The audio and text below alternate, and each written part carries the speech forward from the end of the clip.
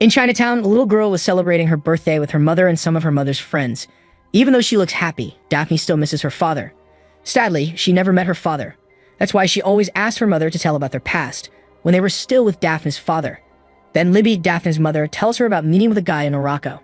At that time, young Libby was wandering in a desert and she suddenly mired and fell. But suddenly, a man swiftly caught her and saved her. Since then, Libby fell in love with the man at first sight and they married in Morocco. The man's name is Henry, and he decides to take Libby to England. In fact, Henry was the only child of the royal family, but this made Libby not well received by this family. The situation got worse because of the death of Henry's father. Shortly thereafter, it finally forced Henry to replace his father's position, and he began to be preoccupied with royal affairs. But unfortunately, Libby, who only wanted to have an official marriage in England, was suddenly expelled by a member of the royal family. A man named Alistair deliberately sent Libby home to her place of origin. He even made a fake letter which seemed to confirm that Libby was uncomfortable being there and wanted to part with Henry. Sadly, Henry, who was forced to part with Libby, did not know that his lover was pregnant. In fact, until their daughter was born, Henry did not know it. Long story short, Daphne has grown into a beautiful teenager and she started working with her mother to become a waitress. But in the midst of her busy life, Daphne is still curious about her biological father. She began to frequently seek information about her father. Then Daphne was desperate to go to London to meet her father and let go of her longing. Arriving in London, Daphne stopped at a hotel, and then she met a man named Ian Wallace. Even though it was the first time they met, the two of them were already close. Moreover, Ian is a musician, just like Libby. At that place, Daphne saw the news on TV about her father. Currently, Henry, who served as Lord Dashwood, was exploring politics. His decision to run for prime minister has attracted the attention of many people, including his decision to marry a widow with one daughter. Seeing the news about Henry on TV, Daphne felt discouraged and even wanted to go home and let her father continue to live with his new family. But the urge for a very big longing has actually taken Daphne farther and farther. Finally, she arrived at Dashwood's residence. It was ridiculous that Daphne, who snuck into the mansion, instead was caught by Henry, and Daphne is mistaken for paparazzi. However, the bad prejudice immediately disappears when the girl shows a photo of young Henry along with a birth certificate, which clearly confirms that Daphne is Henry and Libby's biological daughter. Seeing this, Glynis, Henry's fiancée, did not like Daphne's presence. Likewise with Clarissa, Glynis' daughter. They even asked Henry to kick out Daphne from their place. However, unexpectedly, Jocelyn Dashwood, Henry's mother, was actually amazed by the presence of her granddaughter. Jocelyn, who had always wanted to have a grandchild, allowed Daphne to live temporarily in the mansion.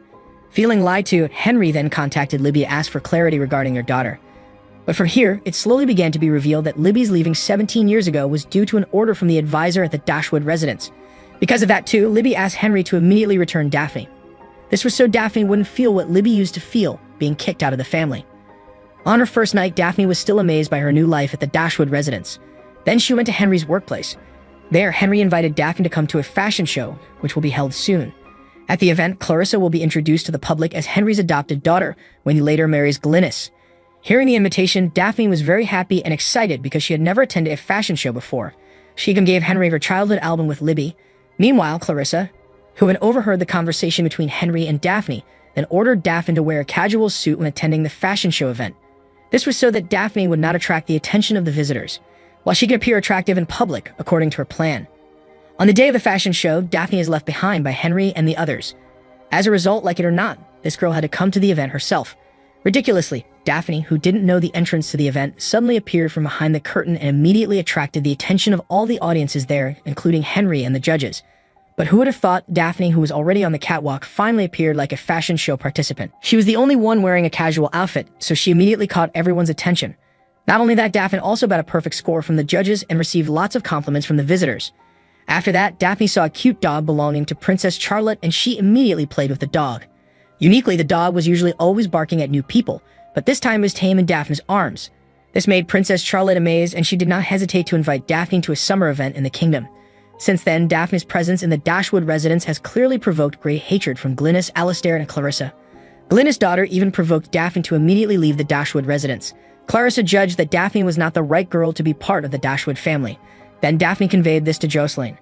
However, as a grandmother, of course, Jocelyn is more defending her own granddaughter. Jocelyn revealed that all this time, Alistair, Glynis' father, has been eyeing a position in government for a long time.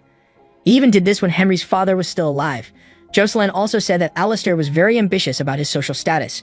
For that reason, he was willing to do anything so Glynis could marry Henry. It didn't stop there. Jocelyn also reminded Daphne to be stronger in living life in the Dashwood family, because after all, there will be many parties who want to drop Daphne. Later, At a meeting of nobles, Daphne, who appeared after Glynis and Clarissa, caught the attention of everyone there. She even became the spotlight of journalists because of her beauty and charisma. Then there was a young man who asked Daphne to dance. He was Armistead, who also came from a noble family. However, the girl was more interested in the music there. What's more, the person playing the music was Ian, the guy who had captured Daphne's heart all along. And bullying does not only apply to the lower classes. As it turned out, this also happened among the British nobility, as Clarissa and her friends were currently doing. The twin princess, Phil and Peach, are the hosts of this event and are teased by Clarissa. She said that the event was very quiet and boring. Hearing Clarissa's words, Daphne felt sorry for the twins, so he asked Ian to sing a more energetic song.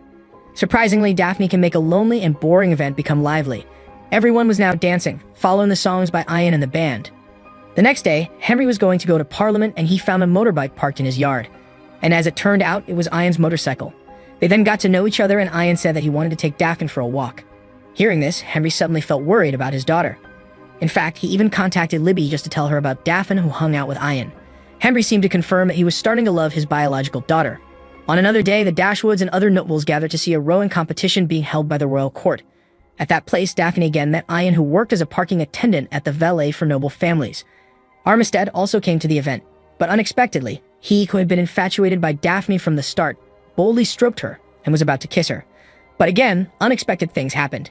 Daphne, who was in the spotlight, deliberately pushed Armistead so that he fell into the river, and this action clearly made the journalists highlight the girl. While Henry, who didn't want his daughter to be in the spotlight of the media, immediately pulled Daphne and fled using Ian's motorbike. From here, it can be seen that Henry's affection for Daphne began to appear. Even Henry felt like he was back in his youth when he was still with Libby. However, they could not hide from the journalists, because in front of the Dashwood residence there were already many reporters. Henry, who still didn't want to meet with reporters, just walked away and followed Daphne's advice to climb over the fence of the house. Feeling returning to his youth, which was full of adventures, Henry acted like a rock star by wearing the tight clothes in his room. Glynis, who caught Henry, was completely ignored by him because he was still preoccupied with his own business. Some events experienced by Henry recently have an impact on his candidacy as Prime Minister. He even had to lose 15 poll points since the chaos appeared in his life. The agenda that had been planned before had to fail due to the controversy that he had been through. In the end, it made Henry force Daphne to change her dress and attitude. Since then, Daphne, who wanted to make Henry happy, began to change her attitude and appearance. Not only that, Daphne rejects Ian's invitation to a concert, and she prefers to come to the Queen of England's garden party. At other times, Jocelyn, who loves Daphne so much, suddenly gives her a tiara. Jocelyn says that she also used the tiara when she was introduced, and this time she wanted Daphne to wear it while doing an introduction to the British nobles. At the Dashwood family event, Daphne looked elegant with a tiara on her head and immediately became the spotlight of journalists. But it was different from Clarissa. She, who had been eyeing the tiara all this time, was clearly very angry because Jocelyn seemed to love Daphne more instead of her. On the other hand, Daphne's change in attitude and appearance had irritated Ian. Even now, he was cold to Daphne. Meanwhile, on the other hand, something unexpected happened. Jocelyn, who really loves Daphne, invited Libby to the event. Libby's arrival obviously made Daphne happy. In addition, Henry, who bears the title of Lord of Dashwood, cannot hide his joy when dancing with Libby. Of course, this made Alistair and Glynis very angry. Then they started talking about their plan to get Daphne out of there, just like what Alistair had done with Libby a long time ago. But unexpectedly, their conversation was actually heard by Daphne, who suddenly didn't accept their attitude. Not wanting Daphne to ruin their event that night, Glynis immediately grabbed the girl and locked her in a room alone. While on the dance floor, the guests are now asked to do the ancient tradition, where father and daughter have to dance together. Henry couldn't find Daphne, so he finally has to dance with Clarissa. Meanwhile, Libby, who is worried about her daughter, is finally able to find Daphne. She immediately took Daphne out of the room. Then Daphne returned to the party and she found her father dancing with Clarissa. With great disappointment, Daphne then gave the tiara to Clarissa and left. Not wanting to lose his daughter, Henry tried to explain what actually happened. But these efforts not one bit made Daphne moved. She had been waiting for the moment to dance with her father, and now she was already disappointed. Daphne said that all this time she always missed her father's presence in her life. With a sense of disappointment, finally Daphne and Libby left the Dashwood residence and returned to moving on with their lives. Since then, Henry often looks gloomy as if he loses part of his life. It also seems to have attracted Jocelyn's attention. She wisely gave advice to Henry and suggested to him to be mature by making his choices and not to sacrifice his feelings. Surprisingly, the advice from his mother was enough to make an impression and make Henry more courageous in determining his steps. This was shown by Henry before Parliament by declaring that he chose to withdraw from the nomination for Prime Minister. Without a doubt, Henry emphasized that there is a thing far more important than his political career, that is his family. Henry's decision to withdraw from the nomination had clearly sparked Alistair's anger. The man even expressed his emotions by revealing his decision to kick out Libby at that time. Even worse, Alistair kicks Libby out because at that time he found out that she was pregnant. Alistair did this so that Henry's reputation would not fall and he could personally get a good position in the Parliament. Hearing this confession, Henry finally punched Alistair, which immediately made everyone there very shocked. As if he didn't care about his political career and his future with Glynis anymore, Henry immediately left the place. Daphne was still grieving over the parting with her father, and she looked gloomy. The girl's heart was also broken when the wedding party headed to the dance between father and daughter. She, who didn't have a father figure, could only look enviously at the guests. Meanwhile, Libby, who was on duty as a wedding singer, couldn't believe what she was seeing. Surprisingly, Henry, who was supposed to be in London, was present at the event. Henry's arrival immediately made Daphne very happy. With teary eyes, Henry asked Daphne to dance. This certainly made Libby feel touched and happy. Not only that, Henry also gave Daphne another surprise. Apparently, Henry did not come alone. He also brought Ian with him to meet Daphne. Later, Daphne dances with Ian. Meanwhile, Henry is dancing with Libby. At the end of the story, it is shown that Clarissa is married to Armistead. Meanwhile, Glynis has also married a wealthy nobleman and is the stepmother of twin princesses. However, Alistair, who has always had the ambition to sit in Parliament, now he is working as a tour guide. Meanwhile, Daphne, who initially wanted to study at New York University, was instead accepted to study at Oxford University. It was a pride she had never imagined before. While Henry and Libby finally can reminisce about their past, they even return to hold their wedding for the second time in Morocco. Finally, the Dashwood family found perfect happiness.